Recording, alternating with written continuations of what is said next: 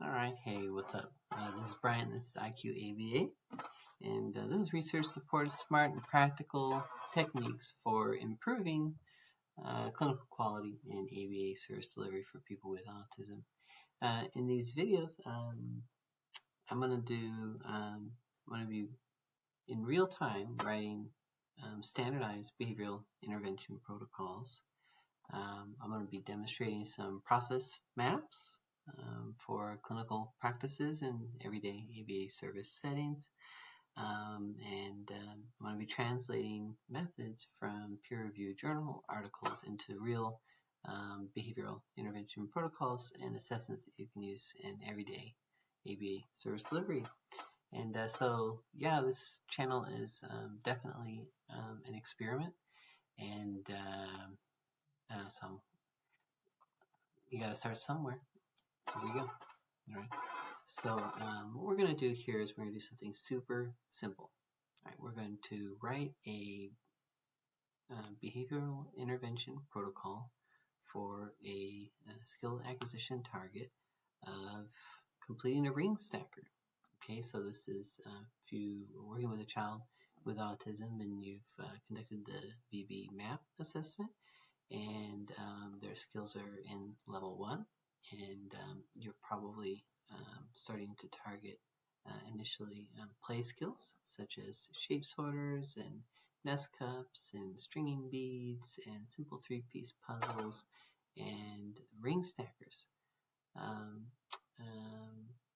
This will help you write a protocol for stacking rings. Okay, so we're going to start out with a standard behavioral intervention protocol template. This first thing we'll do is we'll start out with an SD. Okay, so the SD is the discriminant stimulus. It's antecedent stimulus correlated with availability of reinforcement for the learner emitting the target response. Okay, so we're going to put target response next, and we're going to operationally define what that target response is. The target response is a response the child must emit in the presence of the ring stacker to contact reinforcement. Now I put SD here because what we're going to write is what the what stimulus in the environment will be correlated with the availability of reinforcement. But if you're teaching a child to stack rings on a ring stacker, the ring stacker probably doesn't reliably and consistently evoke the ring stacking response. So maybe the child is unable to put the rings on the stacker, or they might put one on and then walk away, or maybe they put the rings on in the wrong order, or maybe they put the one ring on and take it off, and put it on and take it off, and get distracted and go do something else. In that case, what we can say is that with respect to being given the ring stacker toy with the, let's say, 4 rings off, and you say stack rings, they're unable to choose the right ring in the right order and stack all 4 rings correctly. So that means the ring stacker and you saying stack rings together are an antecedent, but not a discriminant stimulus, not an SD, because when you present that nonverbal antecedent stimulus, the ring stacker in the 4 rings off, and you present the verbal antecedent stimulus, stack rings, they're not performing the response consistently, right? So it doesn't have, together, that context doesn't have discriminative antecedent stimulus control over the target response. Right, so you're teaching, targeting this skill to with differential reinforcement and prompting and prompt fading to alter the function of the combination of the ring stacker and the verbal antecedent stimulus so that they become an SD. You want to program here for an intervention, behavioral intervention that is going to have a function altering effect on the combination of the ring stacker with the 4 rings off and your verbal antecedent stimulus so that they become an SD. Okay, so the SD, the discriminant stimulus, and the target response. And let's say we're going to want a prompt fading strategy.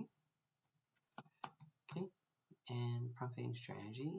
Prompts are supplemental antecedent stimuli that are provided in the presence of the antecedent stimulus, the naturally occurring antecedent stimulus that you want to acquire that discriminative stimulus function in the future as a result of differential reinforcement and feeding those prompts out.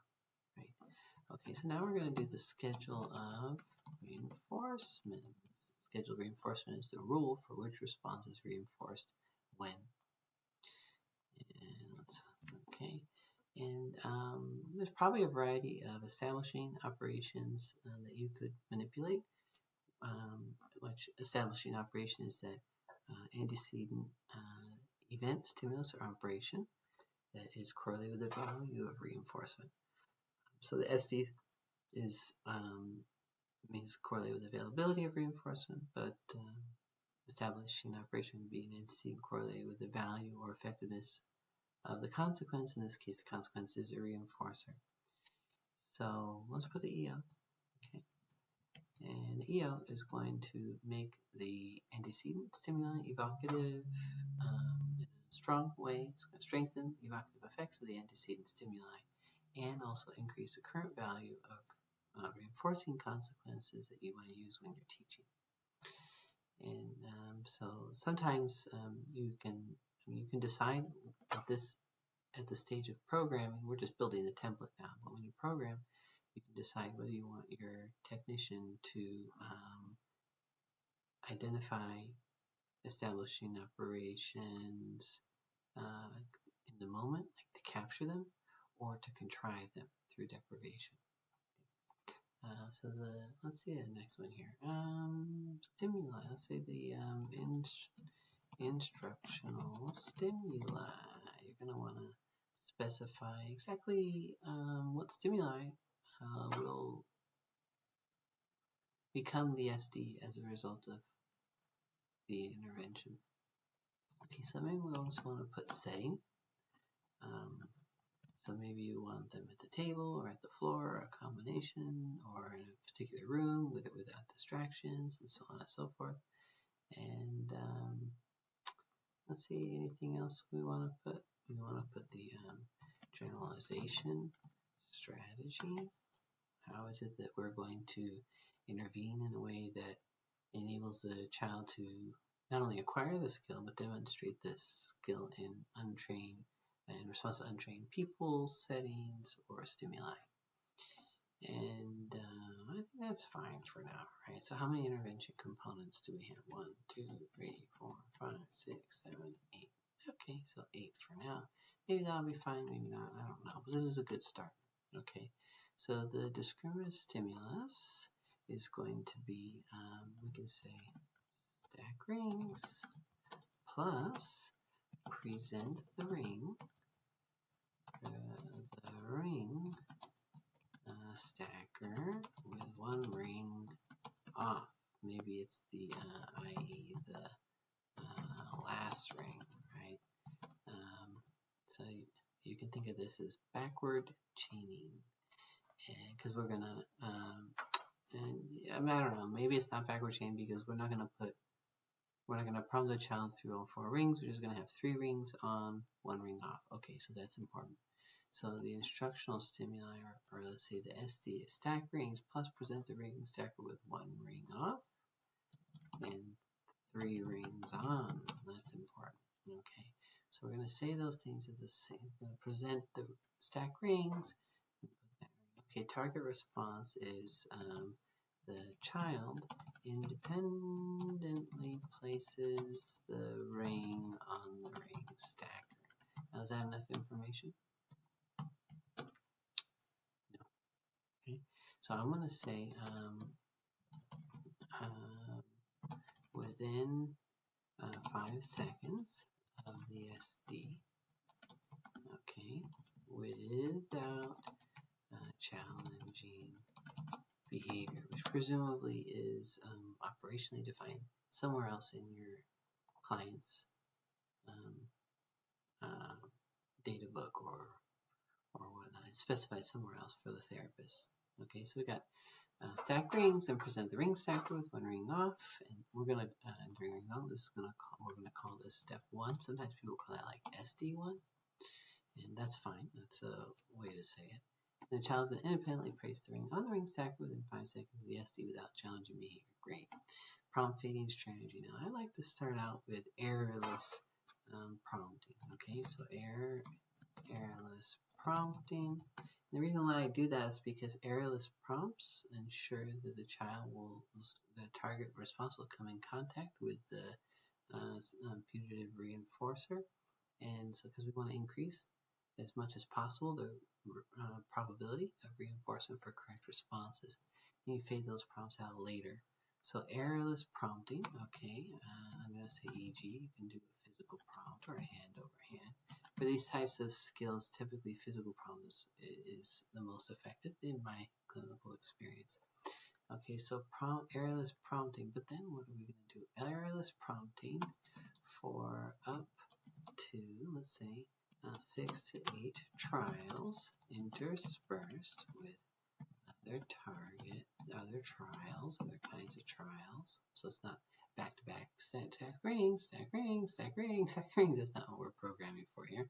So errorless prompting for up to 6 to 8 trials, which are interspersed with other trials, followed by a time delay probe. So time delay is a brief assessment. It's a prompt fading technique where you well, let me back up. So the errorless prompting, we're going to just replace this and say 0-second delay between prompt and SD. Okay, because when you say stack rings and present the ring stacker with one ring off, while you're presenting the ring stacker, and simultaneously you're prompting the child to perform the response correctly. So the SD and the prompt occur at the exact same time. 0-second delay between SD and prompt. Okay, so here it is. Stack ring like that, right? Okay. Now if I were to do a time delay where I'm delaying the onset of the prompt following the SD, I might say something like this. Stack ring and then prompt. Right? So there was a delay to the prompt. Not a delay to the reinforcer, but a delay to the prompt after the SD is delivered. So I'm going to recommend that someone do it like this. Okay, so it's like followed by a 2-second constant time delay probe, and then I'm going to say for 3 out of 3 3 out of 3 or 4 out of 5 consecutive TD plus. That means correct responses during time delays.